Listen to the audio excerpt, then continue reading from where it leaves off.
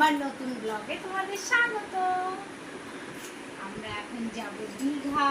আজ ঠিক রাত 10:30। আজকে একটু ব্যাগটা প্যাকিং করে নিই, সময় তো চলেই যাচ্ছে। এই যে আমার ব্যাগটা গোছানো শুরু করে দিই। আর কি কি নেব? আমার ড্রেসটা নাও। এই যে আমার ছেলের ড্রেসটা আগে নিয়ে নিচ্ছি।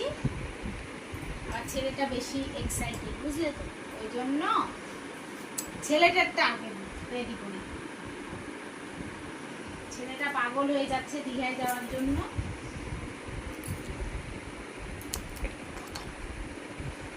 এবার কিন্তু আমি 8 বছরে প্রথম দীঘায় যাচ্ছি, কারণ এই বিয়ের পর প্রথম হানিমুন আমার, ছেলে সমেত কিন্তু।